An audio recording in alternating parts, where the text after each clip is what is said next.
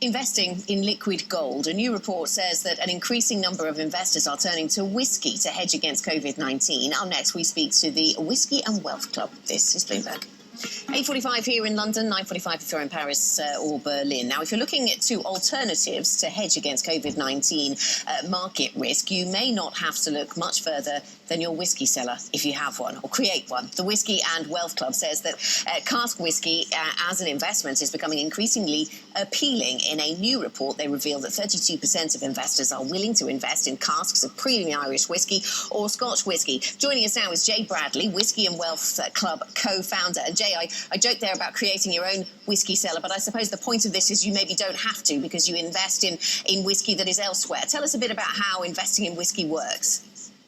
Yeah, so obviously if you're investing in casks of whiskey, distilleries are making new make whiskey, and if there's a certain period of time before they can obviously turn a profit on that once it matures. So they opt to sell some percentage of what they make initially in casks to the likes of investors. So what Whisky and Wealth Club does is we come in and we buy a large percentage of that to be able to then sell on to our clients, and yeah, it basically helps distilleries be able to cover the costs, their running costs, keep the lights on while they're waiting for whiskey to mature that they've already made that year.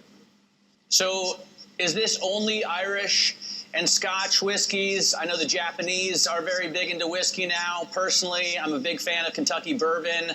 Are investors limited to just those two countries? No, I mean, right now they're the two countries that we focus on at Whisky and Wealth Club. Obviously, there's some other people working in the bourbon markets. Bourbon matures a lot quicker than the likes of Scotch or Irish whiskey.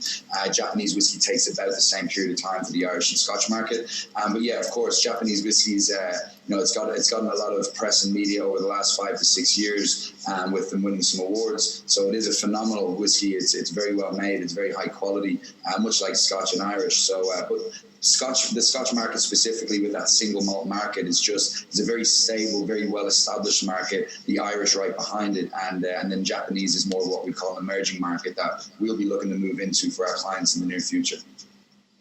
And how has the pandemic changed investor behaviour then, Jay? Yeah, I mean, with investors, I mean, what we found as well through our report and just with dealing with investors is that the pandemic, much like, 2008 scared everybody, it's still not forgotten. The pandemic is now, reminded them of what that was like. So I think that they're just looking for something a little bit more off the traditional financial markets that tend to become unstable and have volatility, whereas cask whiskey is a very stable market. It's really based on three things, being one, the age of the whiskey determines its value in the future, but more importantly than just the age is the brand associated with it and the amount that got released that year. So it's very, very different to the likes of stock, shares, currencies, bonds, that type of thing.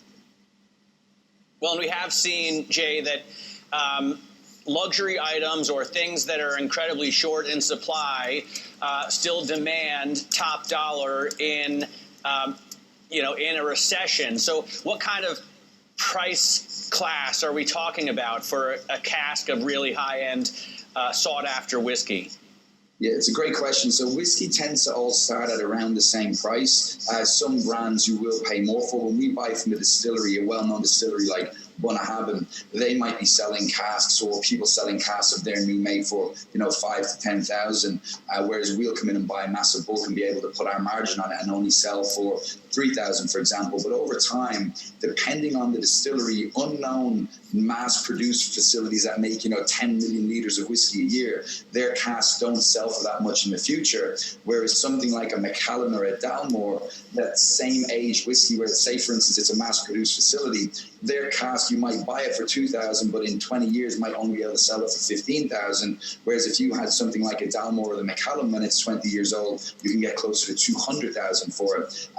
Other brands like Lefroy's or Bunnahabhain's, who we deal with, brands like that might sell for 80 to 90,000. So it's very important to make sure you're not just buying a cask of whiskey that's from some mass-produced facility that make millions and millions of litres of whiskey a year. The ones that are making smaller production and then have brands that sit on shelves that people want to drink because they're familiar with that brand, that's where the value lies in.